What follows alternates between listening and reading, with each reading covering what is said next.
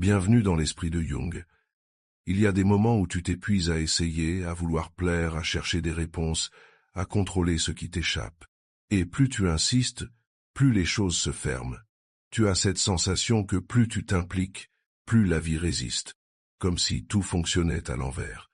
Carl Jung disait que ce n'est pas en forçant que l'on trouve la paix, mais en laissant tomber ce qui ne nous appartient pas. Car souvent ce qui nous fait souffrir, ce n'est pas la réalité, c'est notre attachement à la façon dont elle devrait être. Ce n'est pas ce qui est, mais ce que l'on attend encore désespérément. Quand tu arrêtes de t'en faire, ce n'est pas que tu abandonnes, c'est que tu comprends enfin la différence entre agir et s'acharner. Tu comprends que l'énergie que tu mets à vouloir tout maîtriser te coupe de l'essentiel, ton calme intérieur. Et c'est là que commence la vraie bascule, quand tu cesses de courir derrière ceux qui ne te voient pas, quand tu relâches cette peur de perdre, cette obsession d'être à la hauteur, quand tu renonces à forcer ce qui ne veut pas s'ouvrir, tu fais alors un pas vers quelque chose de plus vaste, une confiance qui ne dépend plus des résultats, une foi silencieuse en toi et en la vie. Ce détachement n'est pas de l'indifférence, c'est une maturité, c'est l'intelligence, de l'âme qui a compris que certaines choses ne peuvent être changées, mais que notre regard, lui, peut toujours se transformer. Et parfois, c'est ce simple changement de regard qui fait enfin tourner les choses dans le bon sens. Derrière le besoin de tout contrôler, il y a souvent une peur profonde, peur de ne pas être assez, peur de perdre ce que l'on croit avoir gagné, peur de se retrouver seul face à soi-même. Alors on planifie, on anticipe, on surveille. Mais cette vigilance constante finit par étouffer ce que la vie a de plus spontané. Carl Jung observait que plus l'ego veut tenir les rênes, plus l'âme se contracte. Car l'âme, elle, ne vit pas dans le calcul. Elle respire dans le lâcher-prise, dans cette capacité à faire confiance même quand tout semble flou, dans cet abandon subtil où l'on accepte que l'inconnu est sa propre sagesse. Plus tu veux que ça marche, moins ça marche. Non parce que tu n'es pas capable, mais parce que ton énergie est tendue, crispée, verrouillée. Tu deviens l'obstacle invisible à ce que tu cherches. Tu bloques sans le savoir le courant de ce qui voudrait simplement circuler. Et parfois, c'est au moment exact où tu dis « tant pis » que tout se débloque. Non pas parce que tu as cessé d'y croire, mais parce que tu as cessé de le tenir de force. Tu as laissé la vie respirer à travers toi. Et la vie libérée de ta peur commence alors à danser. Ce que Jung nous enseigne ici, c'est que le vrai pouvoir ne vient pas de la maîtrise absolue, mais de l'alignement. Quand tu fais ta part sans t'accrocher aux résultats, quand tu marches sans t'enliser dans la projection, quand tu offres sans exiger, ce qui doit rester viendra, ce qui doit partir s'en ira, et plus tu fais la paix avec cette vérité, plus tu verras que le monde autour de toi commence mystérieusement à coopérer. Non parce que tu forces, mais parce que tu rayonnes une paix qui attire ce qui te ressemble. Chaque pensée répétée crée un sillon dans ton esprit, et chaque émotion que tu alimentes devient une vibration que tu émets, même sans parler. Quand tu t'inquiètes sans cesse, tu n'envoies pas seulement une information à ton cerveau. Tu nourris un champ énergétique autour de toi, un champ fait de tension, de doute, d'instabilité. Carl Jung aurait dit que ce que tu refuses de voir en toi se manifeste à l'extérieur, sous forme de circonstances. Plus tu vibres l'attente anxieuse, plus la vie t'envoie des réponses, qui prolongent cette vibration, non pas comme une punition, mais comme un miroir. L'inquiétude chronique est une prière que tu fais au manque. Tu demandes inconsciemment que rien ne se passe bien, parce que tu t'y prépares. Tu deviens ton propre prophète de malheur. Et le pire, c'est que tu crois que c'est de la prudence. Tu crois te protéger, alors que tu t'empoisonnes. Quand tu arrêtes de t'en faire, tu changes le message. Tu ne dis plus « je n'y crois pas », tu dis « je me fais confiance ». Et cette confiance, même silencieuse, agit comme un interrupteur. Elle ne change pas immédiatement ce qui t'entoure, mais elle transforme ta posture. Et cette posture transforme ton regard. Et ton regard finit toujours par changer ta réalité. Jung nous invite à comprendre que l'âme ne cherche pas la perfection, mais l'alignement. Elle veut que tu vives, pas que tu survives. Et la vie ne peut t'apporter ce que tu ne te crois pas digne de recevoir. Alors commence par respirer, par relâcher les mâchoires, les épaules, les attentes. Ne fais plus de ton inquiétude un mode de vie. Fais de ta paix un choix, même fragile. Et tu verras, sans comprendre exactement pourquoi, que les choses commenceront à mieux fonctionner. Il y a cette chose que tu voulais absolument, une réponse, une personne, une reconnaissance, un projet, et tu y as mis ton énergie, ton cœur, parfois même ton sommeil. Mais plus tu insistais, plus cela semblait te fuir, jusqu'au jour où, par lassitude ou sagesse, tu as lâché prise. Et c'est là, à ce moment précis, que tout a commencé à changer. Carl Jung expliquait que lorsque nous laissons partir quelque chose que nous avons désiré avec intensité, nous faisons place à un mouvement profond. L'inconscient cesse d'être comprimé, le champ de vie autour de nous se réorganise. L'obsession se dissout, et l'espace ainsi libéré attire autre chose. Parfois la même chose, mais autrement. Parfois quelque chose de mieux, de plus juste, que nous n'aurions jamais imaginé. Ce n'est pas un hasard, c'est une loi subtile du vivant. Tant que tu tiens trop fort, tu retiens aussi l'énergie qui pourrait circuler librement. Tu veux attirer, mais tu enfermes. Tu demandes, mais tu contrôles. Et la vie, elle, n'entre pas par la force. Elle entre par la confiance. Ce que tu laisses aller sans rancœur, sans drame, sans lutte, revient parfois, mais guérit. Et s'il ne revient pas, c'est qu'il n'avait pas la force de rester. Et tu gagnes quelque chose de plus rare encore. La paix Jung dirait que dans chaque renoncement lucide, il y a un acte de puissance. Non pas parce qu'on ne veut plus, mais parce qu'on ne dépend plus. Ce n'est pas l'abandon, c'est la liberté intérieure, celle de continuer à aimer, à espérer, à créer, mais sans se perdre dans l'attente. Et souvent, c'est ce détachement qui permet aux choses d'arriver, parce que tu ne les appelles plus depuis un vide, mais depuis un plein. Et ce plein, c'est toi, enfin reconnecté à ta propre lumière. Tu crois manquer de temps, d'amour, de soutien, d'opportunités. Mais si tu regardes bien, souvent tu n'es pas en manque. Tu es en peur. Peur que ça disparaisse, peur que ça ne revienne pas, peur que ça ne t'appartienne jamais vraiment. Et cette peur colore tout ce que tu vis, même ce que tu reçois. Car Jung disait que l'inconscient ne fait pas la différence entre ce que l'on imagine avec intensité et ce que l'on vit réellement. Ainsi, lorsque tu vibres la peur de perdre, tu envoies un message puissant. Je ne suis pas prêt à recevoir. Tu te contractes, tu t'agites, tu observes chaque signe avec anxiété et tu empêches ce qui pourrait simplement venir. La peur du manque te pousse à vouloir tout sécuriser. Tu veux être certain que l'autre t'aime. Tu veux garantir que ton projet fonctionne. Tu veux que rien ne t'échappe. Et c'est dans cette volonté de figer que tu perds le mouvement naturel de la vie. Tu passes à côté du miracle présent, occupé à surveiller l'avenir. Mais quand tu arrêtes de t'en faire, tu invites une autre forme de richesse. Une richesse plus subtile, plus stable, celle de te sentir déjà complet. Non pas parce que tu possèdes tout, mais parce que tu ne te définis plus par ce qui te manque. C'est un basculement intérieur. Tu ne m'en dis plus. Tu accueilles. Tu ne contrôles plus. Tu accompagnes. Et tu commences à remarquer que même ce que tu n'attendais plus commence à se manifester. Jung aurait dit que ce n'est pas la réalité qui doit changer. C'est ton état intérieur. Et parfois, changer ton état, c'est simplement cesser d'avoir peur. Ou plutôt, cesser de nourrir cette peur comme une vérité. Elle est là, bien sûr, mais elle n'est pas toi, et elle ne commande plus ta route. Et quand tu vis cela, même un petit pas en avant devient une victoire silencieuse.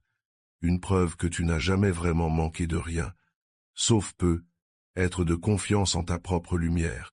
Tant que tu vis pour répondre aux attentes, tu ne vis pas vraiment. Tu ajustes ta voix, tes gestes, tes décisions à ce que les autres attendent de toi. Tu te déformes sans t'en rendre compte. Et un jour, tu te regardes, et tu ne te reconnais. Plus Sung Carl Jung voyait dans cette dynamique une perte du soi profond.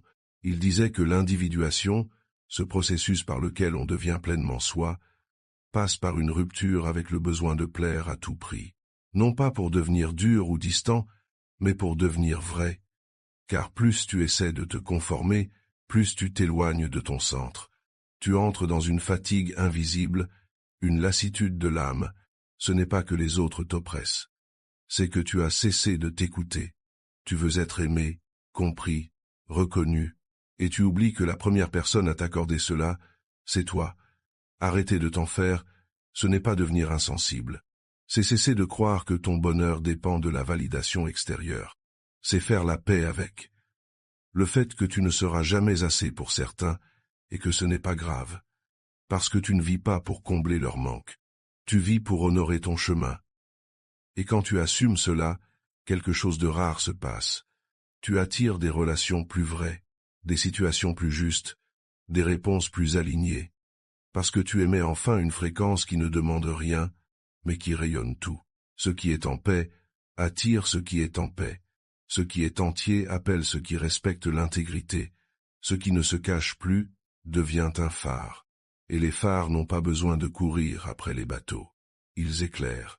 Et ceux qui naviguent dans le noir les trouvent naturellement. C'est ce que tu deviens quand tu cesses de t'en faire. Un être libre, qui ne supplie plus d'être accepté, mais qui inspire simplement par la tranquillité d'être soi. Tu as sans doute déjà remarqué ce paradoxe étrange. Plus tu veux quelque chose avec intensité, plus cela semble te fuir, plus tu t'attaches à un résultat, à une personne, à une réponse, plus l'univers semble se refermer autour de toi. Et tu te demandes, pourquoi est-ce que rien ne marche alors que j'y mets tout mon cœur? Carl Jung aurait répondu que ce n'est pas ton cœur le problème, c'est ta crispation intérieure. Ce besoin brûlant, presque douloureux de posséder ce que tu désires, car à travers ce besoin, ce n'est pas l'amour qui s'exprime, c'est la peur. Et la peur, même déguisée en passion, reste une énergie de contraction. Ce que tu veux trop fort, tu l'enfermes. Tu l'enlaces si fort qu'il n'a plus la place de respirer. Tu crois attirer, mais tu repousses. Tu crois retenir, mais tu fatigues. Et parfois, ce n'est pas la vie qui te dit non, c'est ton propre excès d'attente qui bloque la fluidité naturelle de l'expérience. Quand tu arrêtes de t'en faire, tu relâches cette tension, tu ouvres un espace, tu acceptes que ce qui doit venir viendra, non pas parce que tu le mérites, mais parce que tu es prêt à l'accueillir sans peur. Et dans cet espace, l'inattendu entre, le miracle se glisse. Ce que tu poursuivais s'arrête, enfin, et se retourne vers toi. Le détachement ne tue pas le désir, il le purifie, il le rend plus doux, plus sage, plus vivant. Ce n'est pas que tu ne veux plus, c'est que tu ne t'agrippes plus. Tu transformes ton vouloir en ouverture. Et cette ouverture attire ce qui te correspond vraiment. Ce que tu aimes sincèrement, tu n'as pas besoin de le forcer. Tu lui fais confiance. Et parfois, c'est cette confiance silencieuse qui fait que tout commence enfin à fonctionner. On passe souvent sa vie à attendre que les choses changent. On espère un signe, un tournant, une transformation extérieure qui viendrait tout remettre à sa place. Mais ce que Carl Jung nous a appris, c'est que le véritable changement commence à l'intérieur. Ce n'est pas le monde qui se transforme, c'est la manière dont tu l'habites. Quand tu arrêtes de t'en faire, ce n'est pas le chaos autour de toi qui disparaît, c'est ton lien à ce chaos qui se modifie. Tu n'es plus aspiré par chaque peur, chaque incertitude, chaque silence. Tu observes, tu accueilles. Tu ne perds plus ton centre à chaque courant d'air. Et c'est cette stabilité intérieure qui, peu à peu, attire une autre réalité. Les mêmes événements peuvent survenir, mais tu n'es plus le même. Tu ne réagis plus de la même manière. Tu réponds au lieu de réagir. Tu choisis au lieu de subir. Et ton énergie, plus calme, plus claire, devient magnétique. Jung nous rappelait que l'univers répond à ce que nous sommes, pas à ce que nous disons vouloir. Et ce que tu es à chaque instant se traduit par ta vibration, ton état intérieur, ta posture silencieuse face à la vie. Alors quand tu t'alignes, même sans mots, même sans action visible, tu envoies un message différent. Tu ne m'en dis plus, tu invites, tu ne luttes plus, tu accompagnes, tu ne crains plus, tu ouvres. Et ce que tu attires n'est plus un reflet de ton manque, mais une résonance de ton apaisement. Ce ne sont pas les circonstances qui deviennent miraculeuses, c'est toi qui deviens capable de les traverser avec grâce. Et dans cette grâce, la vie commence à coopérer d'une manière presque magique, parce que la paix intérieure n'est pas un luxe, c'est une fréquence, et cette fréquence transforme ce que tu vis sans que tu aies besoin de tout comprendre. Il y a en toi une rivière qui sait déjà où elle doit aller, mais parfois, tu construis des barrages sans t'en rendre compte. Tu veux aller plus vite. Tu veux que l'eau suive un autre tracé. Tu veux diriger le courant avec ta volonté. Et plus tu forces, plus tu t'éloignes de la source. Carl Jung disait que la nature profonde de l'âme est mouvement. Elle sait où aller. Elle sait comment. Ce n'est pas ton rôle de tout contrôler. C'est ton rôle de ressentir, de suivre le flux, de repérer les résistances intérieures et de les relâcher, une par une. Quand tu arrêtes de t'en faire, tu retires la main du volant que tu n'avais jamais réellement tenu. Tu redeviens fluide, tu permets. Et ce simple geste crée une brèche. Ce qui semblait bloqué commence à se délier. Ce qui paraissait confus s'éclaire sans effort. Parfois, la seule chose que tu dois faire, c'est arrêter de pousser, arrêter de te justifier, arrêter de faire semblant d'avoir compris et simplement te rendre disponible. Car la vie n'a pas besoin que tu sois parfait, elle a besoin que tu sois vrai. L'eau n'a pas peur du détour, elle ne se précipite pas, elle ne proteste pas contre les obstacles, elle les entoure, elle les transforme, elle trouve toujours un passage. Et plus tu ressembles à l'eau, plus tu cesses de te battre contre la vie. Jung nous inviterait à devenir comme cette rivière, à honorer le rythme, à faire confiance au parcours, à cesser de croire que l'on est perdu quand on est simplement en train d'apprendre à flotter. Et un jour, sans prévenir, tu te rendras compte que tout fonctionne, non pas parce que tu as tout calculé, mais parce que tu as appris à t'accorder au courant. Et dans ce courant, tu redeviens vivant. Tu as passé tant de temps à vouloir que tout s'aligne autour de toi, que les autres changent, que les situations se calment, que la vie soit plus douce. Mais Carl Jung aurait murmuré cette vérité simple. C'est en toi que tout commence. Lorsque tu fais la paix avec tes doutes, ils cessent de t'empoisonner. Lorsque tu accueilles tes blessures, elles cessent de diriger ta vie en secret. Lorsque tu arrêtes de t'en faire, ce n'est pas le monde extérieur qui devient miraculeux, c'est ton regard qui devient un libérateur. Et ce regard, une fois transformé, éclaire tout ce qu'il touche. Tu n'attends plus que les choses changent pour respirer. Tu respires. Et parce que tu respires, les choses changent. Tu ne cherches plus à impressionner. Tu te respectes. Tu n'exiges plus d'être compris. Tu t'écoutes. Tu ne cours plus après des réponses. Tu deviens l'espace où les réponses se révèlent. Et dans cette posture silencieuse, le monde commence à répondre autrement. Jung savait que ce que tu projettes à l'extérieur n'est qu'un reflet de ton état intérieur. Alors si tu veux que tout commence à fonctionner, commence par toi, pas en te forçant, pas en t'accusant, mais en te retrouvant, doucement, profondément, authentiquement. Ce n'est pas une solution magique.